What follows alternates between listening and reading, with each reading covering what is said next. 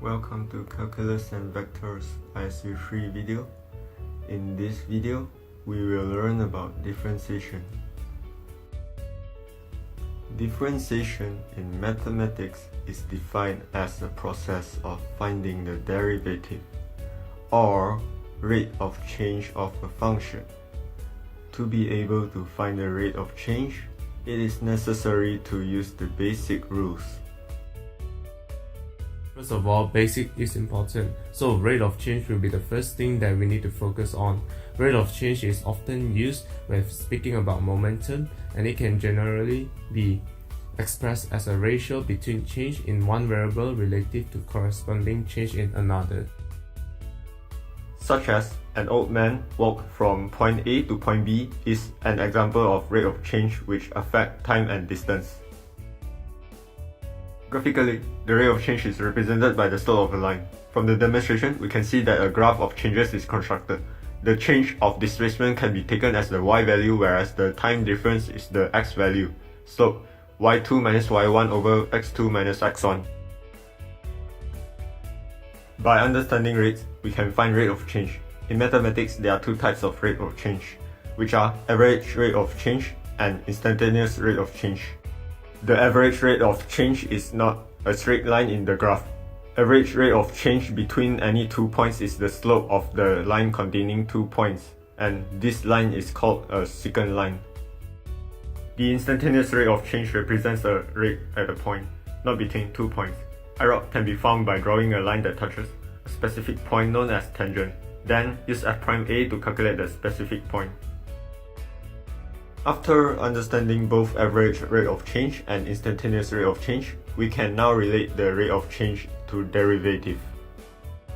To be able to get a derivative, f of b minus f of a over b minus a is replaced by the slope equals to f of x plus h minus f of x over h. Next, we will see what happens when we take this to the limit. The result is a new function f prime x equals to limit h approaching to 0 fx plus h minus fx over h. Speaking of relating rate of change to derivative, there is one thing we shouldn't miss, which is the mathematician who discovered derivative, the history of derivative. Differentiation concept was first founded by ISU of Alexandria, who was a famous mathematician back in 300 before Christ. Later then, the idea of differentiation was then revised by the new mathematician Isaac Newton and Leibniz Gottfried. After that, they came up with different principles or simply their own differentiation notation, and they argue on this.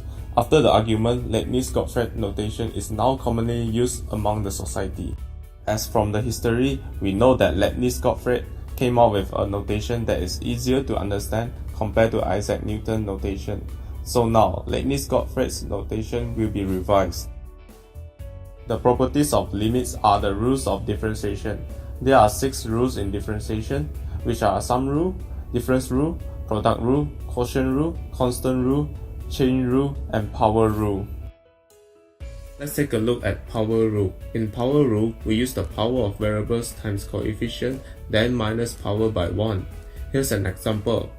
The derivative of 5x squared is equal to 10x. Product rule is used to find the derivative of the product of two functions. u prime v plus v prime u is formula of product rule. Here's an example of one function is multiplied by each other. Chain rule is for differentiating composition of functions. The formula of chain rule is dy over dx equal to dy over du times du over dx. Here's an example of how we apply chain rule.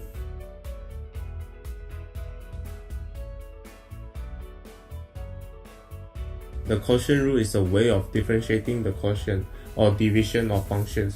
The quotient rule is defined as the quantity of denominator times the derivative of numerator minus the numerator times the derivative of the denominator all over the denominator squared. Finally, we have finished focusing on all the basics. We can now move on to apply what we have learned to a differentiation practice question. The function as shown represent the value V in dollars of a new car. T represent years after it is purchased. A. Rate of change of the value of the car at 2 years, 5 years, and 7 years. B. Initial value of the car. Question C. Explain how the value in Part A can be used to support an argument in favor of purchasing a used car or a new car. Firstly, we need to create a new function to solve question A. We may apply product rule and chain rule to differentiate V. Move 1 plus 0.t up and bracket power to -1. Differentiate V and apply chain rule to bracket 1 plus 0.t to power of -1. Then we solve it to get a new function. Solution A. When t equals to 2, sub 2 into V prime function and solve it. Answer is -6170.99. At the t equals 2 years, the value of the car is decreasing at the rate of 6170.99 per year. Now, do the same thing to t equals to 5 and 7.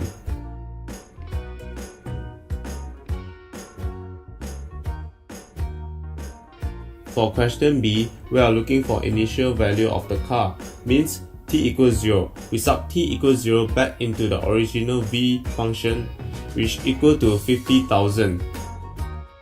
For question C, we can conclude the question by purchasing used car because value of new car depreciates rapidly in the first few years. On contrary, value of used car decreases at a slower rate. Thank you for watching our video. I hope you guys learned something new today.